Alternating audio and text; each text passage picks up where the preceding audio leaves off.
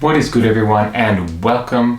It is that time of the year when every sneaker YouTuber is out there making their top 10 list, and I understand why they do it. It's a lot of fun. You get to go back over the entire year, look at all the different drops, remember the shoes that you really wanted to get your hands on, remembering the ones you probably didn't get your hands on, and as such, I'm going to make my own top 10 list, but because I am an ordinary sneakerhead, that means that I don't really have the funds to get a lot of the most hyped drops unless I got lucky and got them for retail. I can't go out there and pay the resale prices. So what I'm actually going to do is I'm going to divide my top 10 list into two top 5 lists. One of them is going to be the top 5 sneakers that I actually got my hands on, and the other 5 is going to be the ones that I didn't. So without further ado, let's get into the list. I'm going to start with number 5 on the list that I didn't get, and then go to number 5 on the list that I did get, go back and forth like that. Alright, starting off at number 5 on the list of sneakers that I didn't get, we have the ready-made blazers. Now I know that's going to put some people off of this list right away, like, you like those things, but to be honest, I really dig them, and I really wanted to get my hands on a pair. I know the resale isn't too ridiculously high, so I could potentially get a pair. I just haven't gotten around to doing it. Whether it's the white or the black pair, I really don't care. I think the black one sells for more than the white, but I think I might actually like the white better, so that's good. So they were number 5 on what I didn't get. Now, as for number 5 of the shoes that I did get my hands on, we are starting off with a pair of Air Force Ones. It is the Believe, and if you know me, you know I'm a sucker for anything that is kind of Japan designed or has a Japan design aesthetic or some kind of Japan exclusive, and this fits the bill. As you can see, it starts off with this kind of simple white Air Force One, but it has the I Believe and the Daruma doll symbol on the back of it. But eventually, this upper cracks and falls away and reveals this very Japanese Daruma inspired design, and I love them. Alright, at number 4 of the shoes that I did not get, we have, once again in the Japan theme, we have the Dunk Low Niwashi, or Gardener. It's like a gardening, Japan garden themed shoe. I don't think these released in the States. I could be wrong about that, but I believe they were pretty much a Japan exclusive.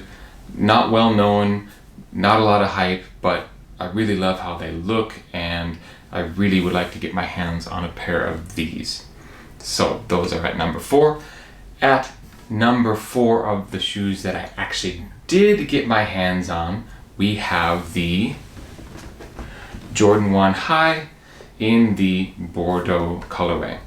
Now I picked up both the Japan co.jp Jordan 1s last year, the silver ones and the blue midnight navy ones, and this one is really reminiscent of those, and I really like this pair of shoes. Now you might be thinking, of all the Jordan 1s that came out this year, like, this is in your top 5? Well, remember, this is of the 5 that I actually got, right? There's a ton of Jordan 1s that I didn't get my hands on that may have made the list instead. For example, I don't have a pair of the University Blues, and I didn't get a pair of the Ama Manières. So, as such, these are on the list. So at number 3 on the list of shoes that I really wanted but could not get, and I literally could not get them here in Japan, because Japan exclusive shoes aside, this was exclusive to North America, and that is the First Avenue Dunk Lows. I went to university in Minnesota. I saw Prince in concert. I've been to concerts at First Avenue. Like, I have a connection to that place. I have a connection to that colorway, the whole like brick motif plus the purple, which is Prince's color. So yes, I definitely would like to get a pair of those. So those are at number 3 of the shoes that I would really like, but was unable to get. Okay, moving on to number 3 of the shoes that I actually did get in hand. Staying on the Dunk theme, we have the Dunk Low in the olive gold or dusty olive colorway. Wouldn't do to not have a pair of Dunks on this list, given that starting in 2020 into 2021, we've come into the era of Dunks. So not having a pair that I actually managed to get my hands on and not having a pair on this list would be kind of sacrilegious. I really like the materials. I just love this fuzzy nubuck and suede that it has all over it. Beautiful shoe, and as a Green Bay Packer fan, it's pretty much on point for Green Bay Packer colors. So there you go. The Dunk Low Dusty Olive. Okay, moving away from Dunks, we are going to get into number 2 of the shoes that I did not get my hands on, and that would be the A Ma Maniére Jordan 1s. I know a lot of people like the 3s better.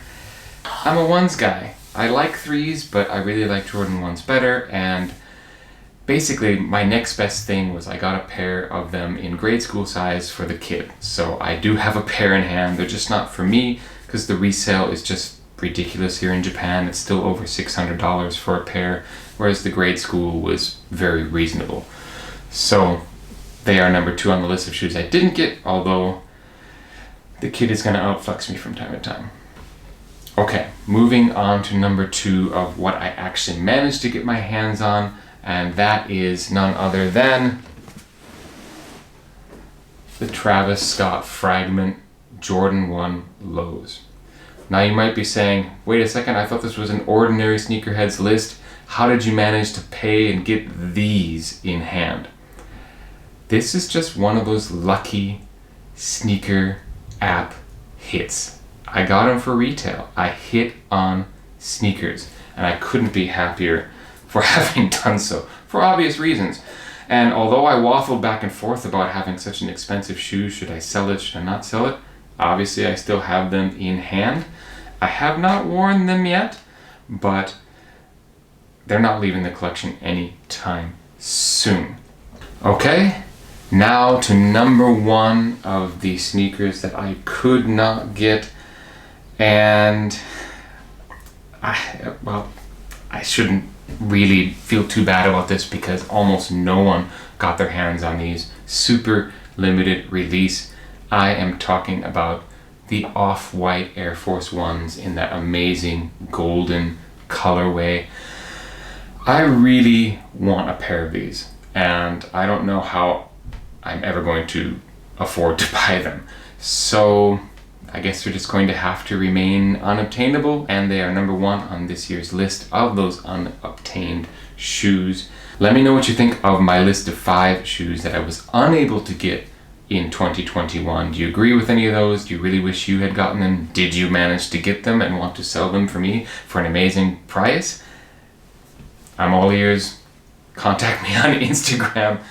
Anyway, moving on to number 1 of the sneakers that I actually managed to get my hands on in 2021. Quick honorable mentions that I should say, just that I got and really love.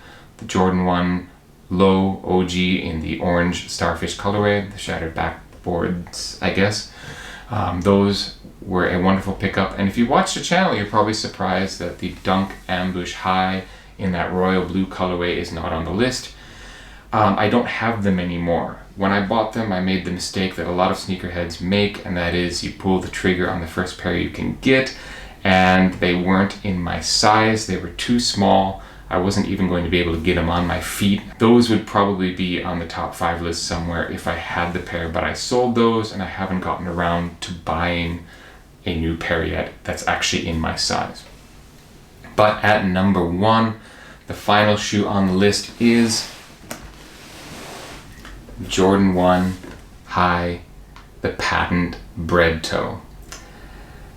And as you can see, they are laced up. I've already worn them a couple times. There is a little bit of cracking starting around the perforations in the toe, being that it is patent leather, but I couldn't not get these on feet right away. Man, these are amazing and they look so good on feet. I don't care if you don't like patent leather usually. These, in my opinion, are just a must-have, and they look so good. Just wear them out. You will snap some necks. People will be looking, and you won't regret getting your hands on these. You might be surprised that the order isn't this, but I chose these as number one simply because I got them out and put them on feet right away. The fact that I haven't worn these yet, I felt like I had to put a pair of shoes at number one that I have actually worn. So that is why they are going in at the number one spot. There you have it, top 10 list, but split into 5 that I didn't get and 5 that I did get. Let me know what you think. Let me know what you think of my choices. And I really appreciate you taking the time to watch this video. Remember, it's just my opinion, and it's based on what I managed to get and not get. So feel free to criticize it if you want, but this is just me. These are the ones that I'm really happy to have. So again, thank you for watching this particular video, and I will catch you in 2022. Peace.